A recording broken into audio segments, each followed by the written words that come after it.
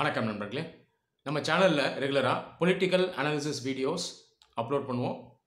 Political analysis அப்படிங்கிறது இன்றைக்கி தேதியில் யங்ஸ்டர்ஸ் பொலிட்டிக்கல் டைனமிக்ஸை அண்டர்ஸ்டாண்ட் பண்ணணும், அரசியலில் இருக்கக்கூடிய நுணுக்கங்கள் இன்ட்ரிகசிஸ் இதை லேர்ன் பண்ணணும். இதுக்கு தான் நாம் அந்த பொலிட்டிக்கல் அனாலிசிஸ் பண்ணுறோம். பொலிட்டிக்கல் அனாலிசிஸில் எந்த ஒரு பர்டிகுலர் ஐடியாலஜிக்கோ பொலிட்டிக்கல் பார்ட்டிக்கோ நம்ம சப்போர்ட் பண்ணுறதும் கிடையாது, அப்போஸ் பண்ணுறதும் கிடையாது. ஸோ எது உண்மை, ரியாலிட்டி, இதை நம்ம டிஸ்கஸ் பண்ணுவோம்.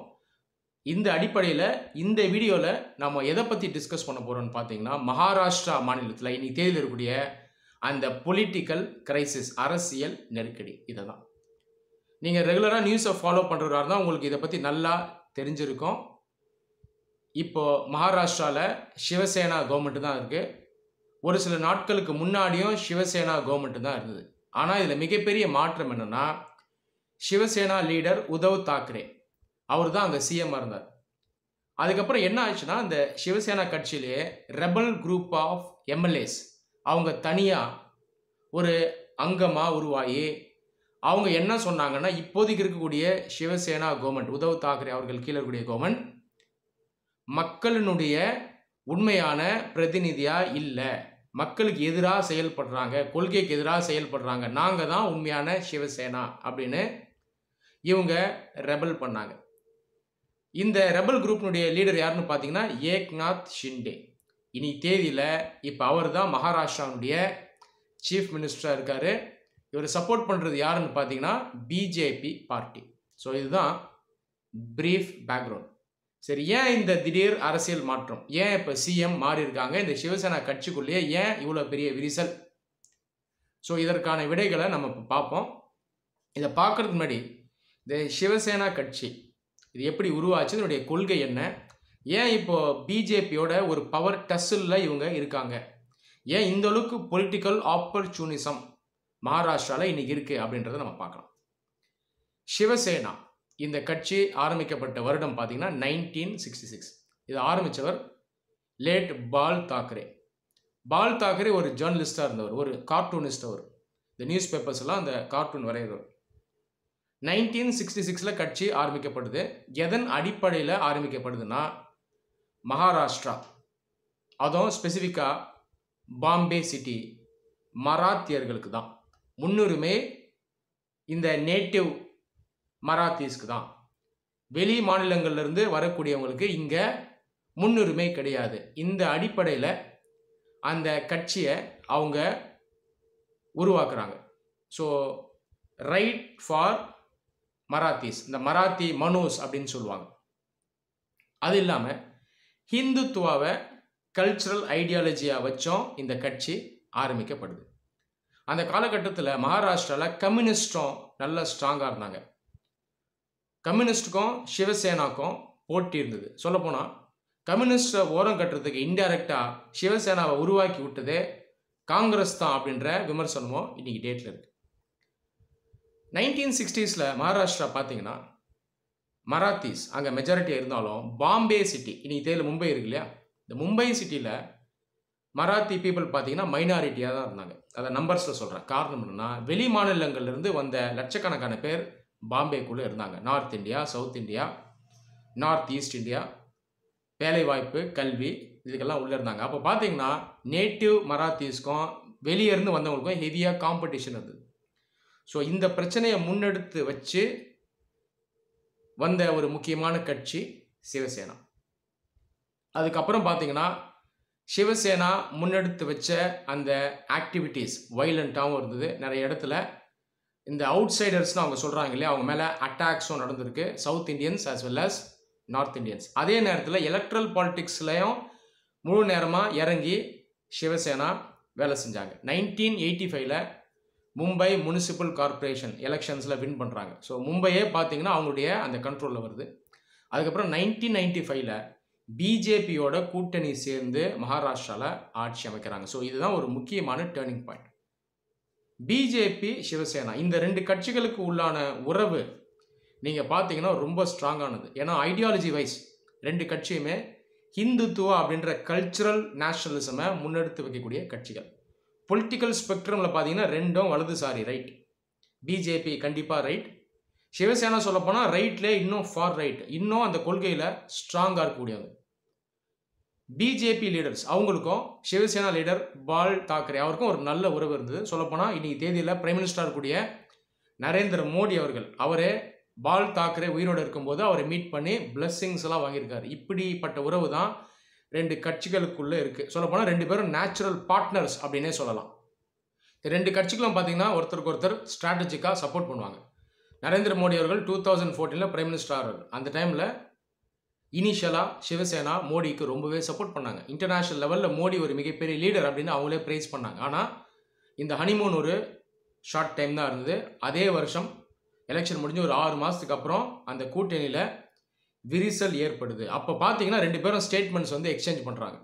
சிவசேனா என்ன சொல்கிறாங்கன்னா, பிஜேபி கிட்ட நீங்கள் பால் தாக்கரேவை காட்ஃபாதராக பார்த்தீங்க, இப்போ நீங்கள் அவரை மறந்துட்டீங்க அப்படின்னு சிவசேனா சொல்கிறாங்க. இன்னொரு பக்கம் பிஜேபி என்ன சொல்கிறாங்கன்னா, இல்லை நீங்கள் பொலிட்டிக்கல் ஆப்பர்ச்சுனிஸ்ட், நீங்கள் வந்து சந்தர்ப்பவாதிகள், ஒன்றா தான் இருக்கலாம்னு நினச்சோம், ஆனால் நீங்கள் அடிக்க விட்டால் சீட்டு தரல.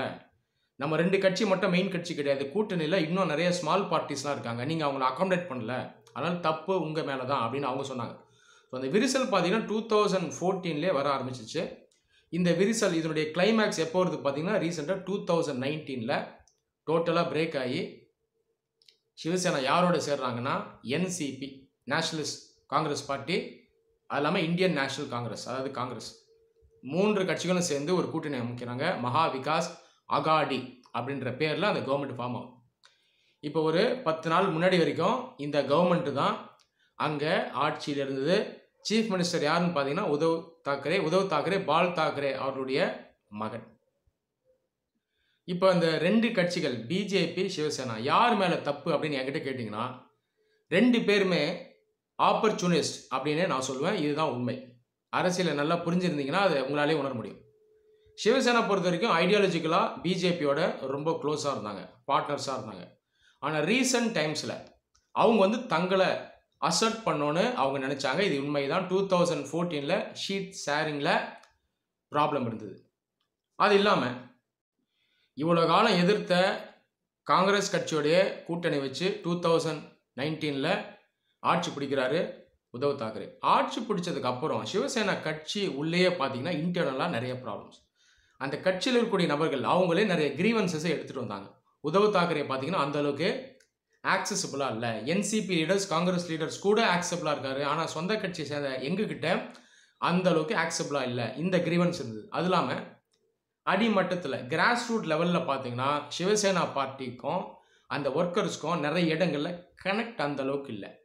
அப்போ பார்த்தீங்கன்னா அந்த எமோஷனல் பாண்டிங் இருந்ததா அப்படின்னு பார்த்தீங்கன்னா அது ரொம்பவே மிஸ் ஆச்சு. ஒரு காலத்தில் பால் தாக்கரே அவர் வந்து உயிரோடு இருக்கும்போது அந்த சிவசேனா ஒர்க்கர்ஸ் பார்த்தீங்கன்னா ஒரு காட் ஃபாதராக பார்த்தாங்க, சொல்லப்போனால் காடாகவே பார்த்தாங்க. ஆனால் உத்தவ் பொறுத்த வரைக்கும் அவங்க அப்பாவை கம்பேர் பண்ணும்போது அந்த அளவுக்கு அவருடைய கரிஸ்மேட்டிக் ஃபோர்ஸ் இருக்கான்னு பார்த்தீங்கன்னா இல்லை. இதுதான் உண்மை. ஆனால் உத்தவ் தாக்கரே ஒரு ப்ராக்டிக்கல் லீடராக இருக்கார். ஐடியாலஜியில் ரொம்ப ஸ்ட்ராங்காக ஃபிக்ஸ் ஆகாமல் ப்ராக்டிக்கலாக டெவலப்மெண்ட் ஓரியன்டாகவும் அவர் வந்து நரேட்டிவை எடுத்துகிட்டு போனார். நாம் இதையும் கவனிக்கணும். சரி, இந்த பக்கம் பிஜேபியும் ஆப்பர்ச்சுனிசமோடு தான் செயல்பட்டுருக்காங்க அப்படின்னு நான் சொல்லுவேன். ஏன்னா மோடி அவர்களே பால் தாக்கரேவை ரொம்ப ப்ரைஸ் பண்ணவர். பால் தாக்கரே மேலே பிஜேபி ரொம்ப மரியாதையோடு இருந்தாங்க, ரொம்ப காலமாக கூட்டணியில் இருந்தாங்க. அப்படி இருக்கும்போது நடுவில் விரிசல் வருது. ஓகே, இந்த இடத்துல பிஜேபி என்ன பண்ணுறாங்கன்னா இந்த ரெபல் எம்எல்ஏஸை இன்டைரக்டாக சப்போர்ட் பண்ணி அவங்கள ஒரு குரூப்பாக ஃபார்ம் பண்ண வச்சு இந்த எம்விஏ கவர்மெண்ட்டை உடைக்கணும், சிவசேனா பிஜேபியோடைய மறுபடியும் வந்து சேரணும் அப்படின்னு இன்னைக்கு டேட்டில் சிஎம் இருக்கக்கூடிய ஏக்நாத் ஷிண்டே அவருடைய வாயாலே சொல்ல வைக்கிறாங்க. இதுதான் உண்மை. ஸோ இதுவும் பார்த்தீங்கன்னா ஒரு பெரிய ஆப்பர்ச்சுனிசம். ரெண்டு சைட்லையுமே பீட்ரையல் இருக்குது, ரெண்டு சைட்லையுமே ஆப்பர்ச்சுனிசம் இருக்குது. ஃப்யூச்சரில் இந்த டெவலப்மெண்ட்ஸ் எப்படி போகும்னு கேட்டிங்கன்னா, நீங்கள் வந்து சிவசேனாவை இன்னும் ரூல் அவுட் பண்ண முடியாது. They are still a force to reckon with. So Bal தாக்கரேனுடைய மகன் உத்தவ் தாக்கரே அந்த எமோஷனல் பாண்டிங் பார்த்தீங்கன்னா இன்னும் லட்சக்கணக்கான சிவசேனா சப்போர்ட்டர்ஸ் மத்தியில் இருக்குது. ஸோ உத்தவ் தாக்கரே அவருடைய அந்த ஹோல்டு கட்சியில் ஃப்யூச்சரில் அதிகமாகலாம்.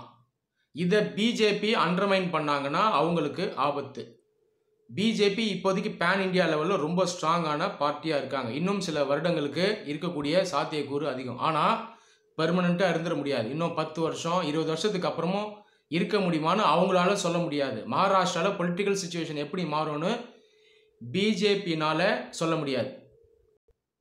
அதே நேரத்தில் சிவசேனா, பிஜேபி ஒரு பேன் இண்டியன் பார்ட்டி, மக்களுடைய ரெக்கக்னிஷனை வச்சிருக்கக்கூடிய ஒரு ஸ்ட்ராங்கான பார்ட்டி அப்படின்றத அவங்க உணரணும். அடிக்கடி அவங்க விருப்பத்துக்கு ஏற்ற மாதிரி பிஜேபியை சப்போர்ட் பண்ணுறது, ரெட்டாரிக் எடுத்துகிட்டு வருது, மற்ற நேரங்களில் பொலிட்டிக்கலாக அவங்கள அட்டாக் பண்ணுறது, எலெக்ஷன் டைமில் கூட்டணியில் இருக்கும்போது சீட் ஷேரிங்கில் அந்த ப்ராப்ளம்ஸை டிஸ்கஸ் பண்ணாமல் போகிறது. இது பார்த்திங்கன்னா சிவசேனாக்கு ஃப்யூச்சரில் ஒரு ஆபத்து. என்னதான் இருந்தாலும் ஐடியாலஜிக்கலாக 2 பார்ட்டிஸும் க்ளோஸ். எப்படி இருந்தாலும் ஃப்யூச்சரில் சம் பாயிண்ட் இன் டைம் இந்த கட்சிகள் மறுபடியும் ஒன்று இணையறதுக்கான வாய்ப்பு அதிகம். என்னை கேட்டால் கண்டிப்பாக இணைவாங்க அப்படின்னே நான் சொல்லுவேன். நியர் ஃப்யூச்சரில் இல்லைனாலும் மறுபடியும் ஃப்யூச்சரில் இந்த 2 கட்சிகளும் ஒன்றிணையறதுக்கான சாத்தியக்கூறு அதிகம். ஸோ இதுதான் சிவசேனா பிஜேபி இந்த கட்சிகள் இடையான இந்த பொலிட்டிக்கல் டைனமிக்ஸ். இது எப்படி வேணாலும் இருந்துட்டு போகட்டும். இந்த 2 கட்சிகளும் மகாராஷ்டிரா மக்களுக்கு உண்மையாக இருக்கணும். இந்த பொலிட்டிக்கல் ஆப்பர்ச்சுனிசம்லேயும் இந்த பொலிட்டிக்கல் காம்படிஷன்லேயும் மகாராஷ்டிரா மக்களினுடைய நலனை மனசில் வைக்காமல் அவங்கள மறக்கிறது பார்த்திங்கன்னா மிகப்பெரிய துரோகம். இந்த துரோகத்தை இந்த 2 கட்சிகளும் செய்யக்கூடாது. நன்றி.